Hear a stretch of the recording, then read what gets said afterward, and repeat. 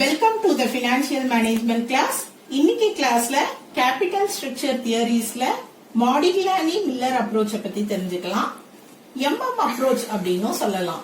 இந்த அப்ரோச்ல ரெண்டு சிச்சுவேஷன்ஸ்ல capital structure, cost of capital and value of the ஃபர்ம்க்கு இருக்கிற ரிலேஷன்ஷிப்பை எக்ஸ்பிளைன் பண்றாங்க. First situation when there are corporate taxes. Second situation when there are no corporate taxes. MM approach concept படி கம்பெனில கார்ப்பரேட் டாக்ஸஸ் இருக்கும்போது கேபிட்டல் ஸ்ட்ரக்சர்ல changes பண்ணும்போது cost of capital and value of the firm affect ஆகும். கம்பெனில corporate taxes இல்லாத போது capital ஸ்ட்ரக்சர்ல ஏற்படுத்தக்கூடிய சேஞ்சஸ் காஸ்ட் ஆஃப் கேபிட்டலையும் வேல்யூ ஆஃப் தி ஃபர்மையும் அஃபெக்ட் பண்ணாது.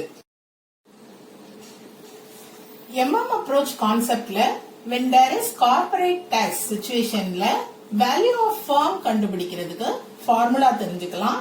Value of unlevered firm is equal to earnings after tax divided by cost of equity. இங்க unlevered firm அப்படின்றது debt இல்லாத firm. capital structureல debt இல்ல அப்படின்னா unlevered firm அப்படின்னு சொல்லுவோம். Value of levered firm is equal to value of unlevered firm plus debt into tax. இங்க levered firm அப்படின்றது கம்பெனியோட கேபிட்டல் ஸ்ட்ரக்சர்ல debt content இருக்கிற firm.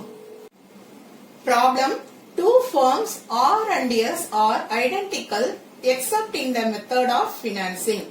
Firm R has no debt while firm S has rupees 3 lakhs 8% debentures in financing. Both the firms have a net operating income of rupees 1,20,000 and equity capitalization rate of 12%. The corporate tax rate is 35%. Calculate the value of the firm using MM approach. R and S இந்த ரெண்டு firmsம் capital structureல மட்டும் differentஆ இருக்கு. மத்தபடி ரெண்டு firmsம் identicalஆ இருக்கு. R ஓட capital ஸ்ட்ரக்சர்ல டெப்ட் கிடையாது, அதனால R unlevered firm.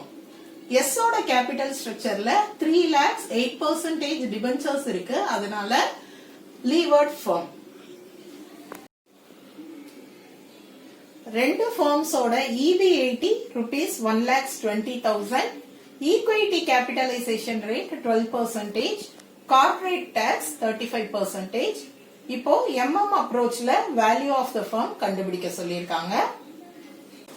MM approach problem solve பண்ணலாம். Value of unlevered firm first கண்டுபிடிக்கணும். Value of unlevered firm formula எடுத்து எழுதுறேன். Formula earnings after tax divided by KE. இந்த ப்ராப்ளத்துல unlevered firm அப்படின்றது firm R. ஏன்னா அவங்களோட கேபிட்டல் ஸ்ட்ரக்சர்ல டெப்ட் கிடையாது. சோ R ஓட வேல்யூ கண்டுபிடிக்க போறோம். EIT கண்டுபிடிக்கிறதுக்கு நமக்கு ஆல்ரெடி ஃபார்மேட் தெரியும். ஃபர்ஸ்ட் EBIT எடுத்து எழுதிக்கலாம். EBIT ப்ராப்ளத்துல கொடுத்திருக்காங்க 1,20,000. EBIT ல இருந்து இன்ட்ரெஸ்ட் லெஸ் பண்ணணும். R கம்பெனியோட கேபிட்டல் ஸ்ட்ரக்சர்ல டெப்ட் கிடையாது, அதனால இன்ட்ரெஸ்ட் கிடையாது. EBIT ல இன்ட்ரெஸ்ட் லெஸ் பண்ணினா நமக்கு கிடைக்கிறது EBT. EBT ல இருந்து டாக்ஸ் லெஸ் பண்ணணும். டாக்ஸ் ப்ராப்ளத்துல 35% கொடுத்திருக்காங்க.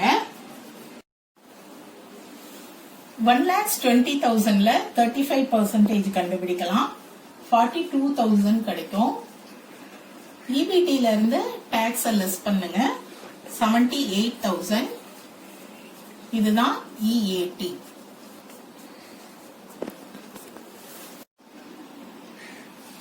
காஸ்ட் ஆஃப் ஈக்விட்டி ப்ராப்ளம்ல கொடுத்திருக்காங்க 12%.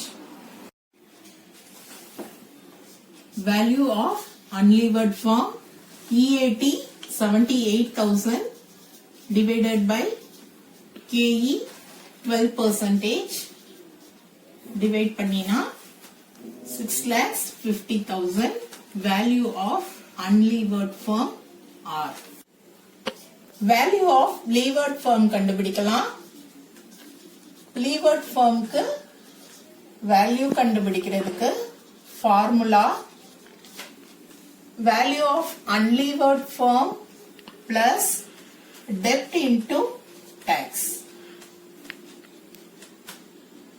Value of unlevered firm already கண்டுபிடிச்சிருக்கோம் 6,50,000.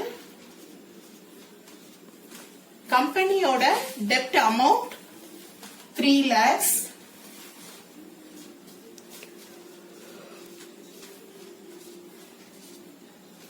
Tax rate 35%.